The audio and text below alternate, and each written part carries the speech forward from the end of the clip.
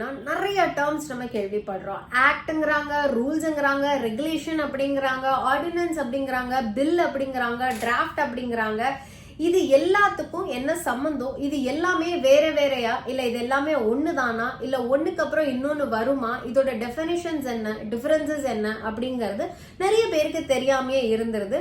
இன்னைக்கு இந்த வீடியோல நம்ம இந்த act, regulations, rules, ordinance, bills, இதோட எக்ஸ்பிளனேஷன்ஸ், டிஃபரன்சஸ் அண்ட் இதோட சம்பந்தம் இது எல்லாத்தையும் தான் பார்க்க போறோம். வாங்க நம்ம வீடியோக்குள்ள போலாம். வணக்கம், நான் சாயா தமிழச்சி. இந்த வணக்கம் நான் சாயா தமிழச்சி அப்படிங்கறத கிட்டத்தட்ட ஒரு 4 மாசம் கழிச்சு சொல்றேன். and I feel so happy about it. like I'm getting back அப்படிங்கிற மாதிரி. நான் இதுக்கப்புறம் எக்ஸ்பிளனேஷன்ஸ் எல்லாம் கொடுக்க விரும்பல. நான் ஏன் அந்த பிரேக் எடுத்தேன் அப்படிங்கறதெல்லாம் நான் இப்போ டைரக்டா வீடியோக்குள்ள போயிடுறேன். என்னால முடிஞ்ச அளவுக்கு அப்பைக்கப்ப இந்த மாதிரியான லீகல் கான்டென்ட்ஸ் நான் வந்து ப்ரிப்பேர் பண்ணி கண்டிப்பா போஸ்ட் பண்ணுவேன் அப்படிங்கறதையும் நான் இங்க சொல்லிக்கிறேன். Okay, to begin with any act how it becomes act அப்படின்னு பாத்தீங்கன்னா ஃபர்ஸ்ட் வந்து ஒரு டிராஃப்ட் தான் ப்ரிப்பேர் பண்ணுவாங்க. For example national biodiversity act அப்படின்னு எடுத்துக்கோங்க. இந்த மொத்த வீடியோலயுமே சரி நான் இந்த ஒரு ஆக்டை ஒரு எக்ஸாம்பிளா வச்சுக்கிறேன். ஏன்னா அதனால உங்களுக்கு ஈஸியா ஃபாலோ பண்ண ஈஸியா இருக்கும். ஸோ இந்த நேஷனல் பயோடைவர்சிட்டி ஆக்ட் அப்படின்னு எடுத்துக்கிட்டீங்கன்னா ஃபர்ஸ்ட் அந்த ஆக்டை ஒரு டிராஃப்டா தான் ப்ரிப்பேர் பண்ணியிருந்திருப்பாங்க.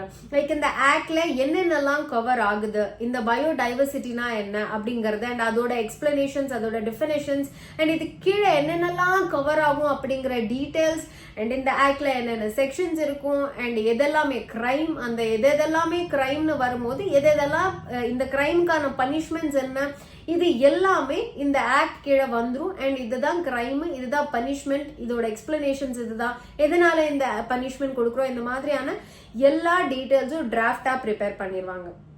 ஸோ இந்த டிராஃப்ட் ப்ரிப்பேர் பண்ணதுக்கு அப்புறம் அதுக்கு இதுதான் ஃபர்ஸ்ட் ஸ்டேஜ். செகண்ட் ஸ்டேஜ் என்ன அப்படின்னு பாத்தீங்கன்னா உங்களுக்கு வந்து இத லெஜிஸ்லேட்டிவ் அசம்பிளில பிரசன்ட் பண்ணுவாங்க அப்படின்னு தெரிஞ்சுக்கோங்க. லோக்சபால, ராஜ்யசபால இத வந்து பிரசன்ட் பண்ணுவாங்க. பிரசன்ட் பண்ணதுக்கு அப்புறமா என்ன ஆகும், இந்த டிராஃப்டை பேஸ் பண்ணி எக்கச்சக்கமான டிபேட்ஸ் நடக்கும் அண்ட் ஆர்கியூமெண்ட்ஸ் நடக்கும், டிஸ்கஷன்ஸ் நடக்கும். எதெல்லாம் அக்செப்ட் பண்ணிக்கலாம், எதெல்லாம் அக்செப்ட் பண்ணிக்க வேண்டாம், எதை ஒமிட் பண்ணணும், இன்னும் எதெல்லாம் இன்க்ளூட் பண்ணலாம், இந்த டெஃபினேஷன்ஸ் சரிதானா, இந்த ஆக்ட் கீழே இது கண்டிப்பா கவர் ஆகுமா இல்ல ஆகாதா அப்படிங்கிற மாதிரியான நிறைய டிஸ்கஷன்ஸ் அண்ட் டிபேட்ஸ், சண்டைகள் இது எல்லாமே நடக்கும் அப்படின்னு தெரிஞ்சுக்கோங்க. சோ இந்த லோக்சபாவும் ராஜ்யசபாவும் இத வந்து ஓகே பண்ணிட்டாங்க, இந்த டிராஃப்ட வந்து ஓகே இதை வந்து நம்ம ப்ரொசீட் பண்ணலாம் அப்படிங்கிற அடுத்த ஸ்டேஜுக்கு போறது தான் பில் அப்படின்னு சொல்லுவாங்க. இந்த லோக்சபா அண்ட் ராஜ்யசபா வந்து ஓகே பண்ண இந்த டிராஃப்ட் அதாவது பில்ல வந்து நம்மளோட பிரசிடென்ட்டுக்கு சப்மிட் பண்ணுவாங்க அப்படின்னு தெரிஞ்சுக்கோங்க. பிரசிடென்ட் கிட்ட போகும்போது அது வந்து பில் அப்படின்னு போகும். அதாவது ஃபர்ஸ்ட் ஸ்டேஜ் டிராஃப்ட் இங்க இருந்து நம்மளுக்கு லெஜிஸ்லேட்டிவ் அசம்பிளிக்கு போய் அங்க ஓகே ஆகுற அந்த டிராஃப்ட் வந்து பில்லா மாறுது. சோ பில் வந்து உங்களுக்கு பிரசிடென்ட் கிட்ட போகுது அண்ட் பிரசிடென்ட் வந்து அந்த பில்ல வந்து பாஸ் பண்ணிட்டாங்க அப்படின்னா, அதாவது அப்ரூவ் பண்ணிட்டாங்க அப்படின்னா தட் பிகம்ஸ் ஆக்ட் அப்படின்னு தெரிஞ்சுக்கோங்க. ஸோ ஃபர்ஸ்ட் ஸ்டேஜ் வந்து டிராஃப்ட் வந்து நம்மளுக்கு லெஜிஸ்லேட்டிவ் அசம்பிளிக்கு போகுது. லெஜிஸ்லேட்டிவ் அசம்பிளில அவங்க அப்ரூவ் பண்ணதுக்கு அப்புறமா அது பில் அப்படின்னு சொல்லப்பட்டு பிரசிடென்ட்டுக்கு போகுது. பிரசிடென்ட் அதை அப்ரூவ் பண்ணிட்டாங்க அப்படின்னா அது வந்து ஆக்ட் அப்படின்னு கன்சிடர் பண்ணப்படுது. வாட் இஃப் லோக்சபாவும் ராஜ்யசபாவும் சேர்ந்து ஒரு டிராஃப்டை வந்து அப்ரூவ் பண்ணல அப்படின்னா, ஒரு பில் பாஸ் பண்ணல அப்படின்னா என்ன நடக்கும்? நிறைய வாட்டி நம்ம வந்து கேள்விப்பட்டிருப்போம். இது வந்து பில் ஸ்டேஜ்லயே நிக்குது, பில் வந்து பாஸ் பண்ணப்படல, பில் வந்து ரிஜெக்ட் ஆகுது, இல்ல பில் வந்து அப்படியே பாஸ் பண்ணாம இருக்கு, டிஸ்கஷன் ஸ்டேஜஸ்லயே இருக்கு அப்படிங்கிற பட்சத்துல என்ன ஆகும் அப்படின்னு பாத்தீங்கன்னா பிரசிடென்ட்டோட பவரை யூஸ் பண்ணி பிரசிடென்ட் வந்து ஜாயிண்ட் சிட்டிங் ஆஃப் பார்லிமெண்ட் அது வந்து கண்டக்ட் பண்ணுவாங்க அப்படின்னு தெரிஞ்சுக்கோங்க அண்டர் ஆர்டிகல் 108. சோ இந்த ஜாயிண்ட் சிட்டிங்ல என்ன நடக்கும் அப்படின்னு பாத்தீங்கன்னா இந்த பெண்டிங் பில் எல்லாம் பிரசன்ட் பண்ணி அவங்க வந்து சொல்லுவாங்க இந்த பில்ல வந்து பாஸ் பண்ணலாமா வேண்டாமா ஓட் பண்ணுங்க அப்படின்னு சொல்லுவாங்க. சோ இந்த ஓட்டிங் பேஸ் பண்ணி எத்தனை மெஜாரிட்டி ஓட்ஸ், லைக் நிறைய பேர் வந்து மெஜாரிட்டியா இந்த பில்ல பாஸ் பண்ணலாம் அப்ரூவ் பண்ணலாம் அப்படின்னு ஓட் பண்ணாங்கன்னா அது வந்து ஆக்டா அப்ரூவ் பண்ணப்படும் பிரசிடென்டால. இல்ல ரிஜெக்ட் பண்ணிடலாம் அப்படின்னா இது வந்து பிரசிடென்ட் வந்து ரிஜெக்ட் பண்ணிடுவாங்க அப்படின்னு தெரிஞ்சுக்கோங்க. பட் ஈவென்ச்சுவலா டிசிஷன் மேக் பண்றது, அந்த ஆக்டை பாஸ் பண்றது யாரு அப்படின்னு கேட்டீங்கன்னா பிரசிடென்ட் தான். ஓகே, ஒரு பில்லை வந்து அப்ரூவ் பண்றதுக்கோ ரிஜெக்ட் பண்றதுக்கோ பிரசிடென்ட்க்கு இருக்கிற பவர்ஸ் எல்லாம் என்ன அப்படிங்கறத பாத்துருவோம். ஸோ 3 பவர் இருக்கு. Absolute veto, suspensive veto, pocket veto. Absolute வீட்டோனா என்ன அப்படின்னா அவங்க முன்னாடி பிரசன்ட் பண்ணப்படுற அந்த பில்லை கன்சிடர் பண்ணலாமா இல்ல ரிஜெக்ட் பண்ணலாமா, அதாவது அப்ரூவ் பண்ணலாமா இல்ல ரிஜெக்ட் பண்ணலாமா அப்படிங்கறத அவங்க அவங்களோட legal team and legal advisers கிட்ட எல்லாம் டிஸ்கஸ் பண்ணி அதுக்கப்புறமா அவங்க இது தேவையா இல்லையா அப்படிங்கறத டிசைட் பண்ணி அதை வந்து பாஸ் பண்ணாங்க, அப்ரூவ் பண்ணாங்க அப்படின்னா ஆக்டா மாறும். ரிஜெக்ட் பண்ணாங்கன்னா அது வந்து ரிஜெக்ட் ஆயிடும், அந்த பில் வந்து ரிஜெக்ட் ஆயிடும் அப்படின்னு தெரிஞ்சுக்கோங்க. இது வந்து அப்சல்யூட் வீட்டோ.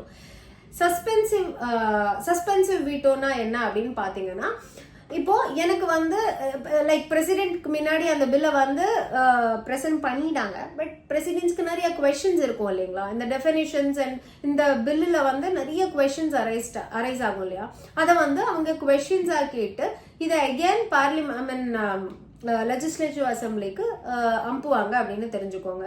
ஸோ அதை வந்து ரிட்டர்ன் பண்ணுவாங்க. எனக்கு இந்த எக்ஸ்பிளனேஷன்ஸ் வேணும், இதுக்கான மீனிங் என்ன, இதுக்கான எக்ஸ்பிளனேஷன்ஸ் என்ன, இதோட தேவை என்ன அப்படிங்கிற மாதிரியான குவரிஸை கேட்டு அவங்க ரிட்டர்ன் பண்ணுவாங்க அப்படின்னு தெரிஞ்சுக்கோங்க. ஸோ அந்த குவரிஸ் எல்லாம் அகைன் ஒரு டிஸ்கஷனுக்குள்ள போய் அது ஃபுல்ஃபில் ஆகி மறுபடியும் ப்ரெசென்ட் ஆகும். இந்த மாதிரியான discussions and rejections and present return இந்த மாதிரியான ப்ராசஸ் போய் ஃபைனலாக வந்ததுக்கு அப்புறமும் இதை வந்து அப்ரூவ் பண்ணலாமா இல்ல ரிஜெக்ட் பண்ணலாமா அப்படிங்கிற கால் வந்து பிரசிடென்ட் தான் எடுப்பாங்க அப்படிங்கறத தெரிஞ்சுக்கோங்க. இதுதான் சஸ்பென்சிவ் வீட்டோ. ஃபைனலா பாக்கெட் வீட்டோ. பாக்கெட் வீட்டோனா என்னன்னு பாத்தீங்கன்னா, எல்லா டிஸ்கஷனும் முடிஞ்சிருச்சு, ஃபைனல் ஸ்டேஜுக்கு வந்துருச்சு, நம்ம முன்னாடி அதாவது பிரசிடென்ட் முன்னாடி அது வந்து பிரசன்ட் பண்ணிட்டாங்க. எட் பிரசிடென்ட் வந்து இந்த பில்லை பாஸ் பண்ணாமையே, ஆக்டா பாஸ் பண்ணாமே, அப்ரூவ் பண்ணாமையே எவ்வளோ நாள் வேணா வச்சுக்க முடியும் அப்படின்றத தெரிஞ்சுக்கோங்க. இப்போ யூஎஸ் மாதிரியான கண்ட்ரீஸ்ல தேர் இஸ் ஸ்பெசிபிக் டைமிங்ஸ். பிரசிடென்ட்டுக்கு வந்து இந்த ஸ்பெசிபிக் டைம், ஃபார் எக்ஸாம்பிள் யூஎஸ்ல 10 days, இந்த 10 daysக்குள்ள இந்த பில்லை வந்து ஒன்னு அப்ரூவ் பண்ணணும் இல்ல ரிஜெக்ட் பண்ணணும் அப்படிங்கிற மாதிரியான டைம் லைன் இருக்கு. வேற இந்தியால அந்த மாதிரியான எந்த டைம் லைனும் இல்லை அப்படிங்கறதுனால பில்ஸ் வந்து பிரசிடென்டால ரிஜெக்ட் பண்ணப்படுறதுக்கும் அப்ரூவ் பண்ணப்படுறதுக்கும் கால வரையறை கிடையாது. எவ்வளோ காலம் வேணா அவங்க வந்து அதை ஹோல்ட் பண்ண முடியும் அப்படிங்கிறத தெரிஞ்சுக்கோங்க.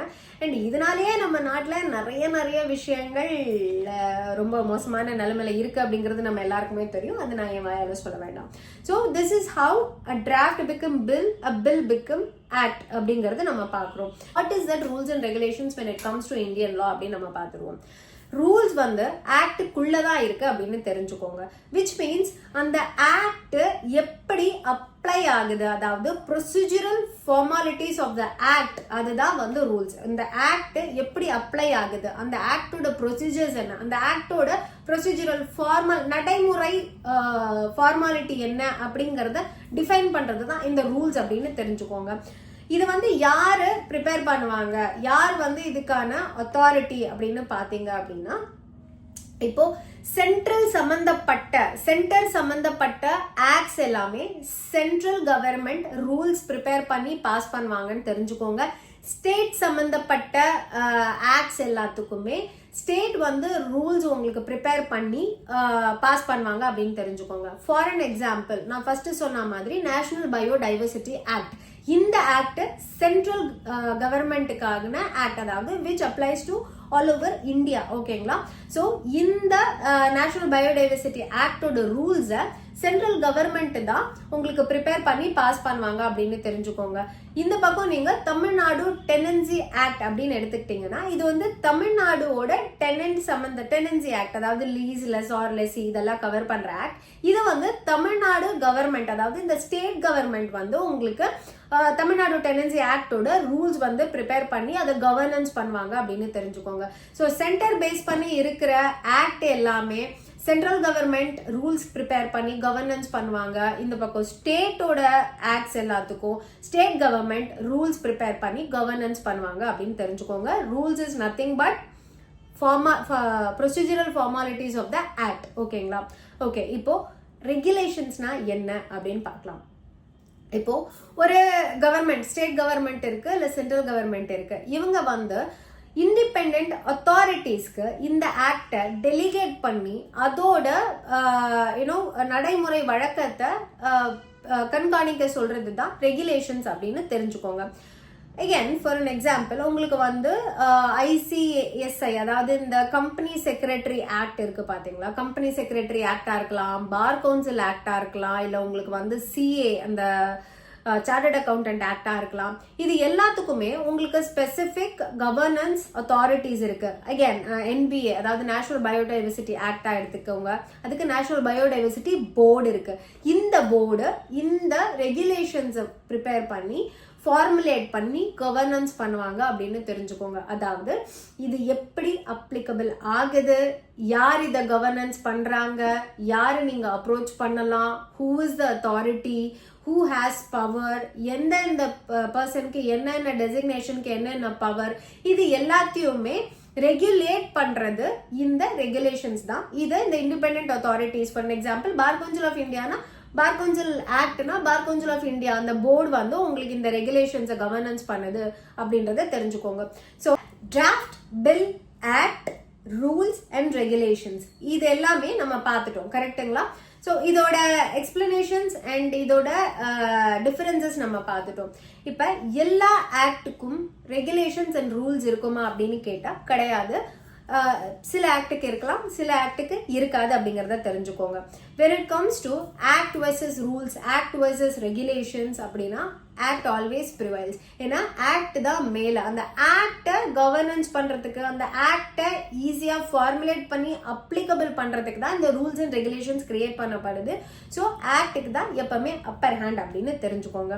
அண்ட் ரெகுலேஷன்ஸ் அண்ட் ரூல்ஸ் வந்து எந்த பார்லிமெண்டோட அப்ரூவல் இல்லாம சென்ட்ரல் கவர்மெண்ட் இல்ல ஸ்டேட் கவர்மெண்டோட டெசிஷனோடு ஃபர்தரா ப்ரொசீட் ஆயிடும் அப்படிங்கறத தெரிஞ்சுக்கோங்க. ஸோ இந்த வீடியோல நம்ம act, draft, bill, regulations and ரூல்ஸ்னா என்ன அப்படிங்கறத நம்ம பார்த்திருப்போம்.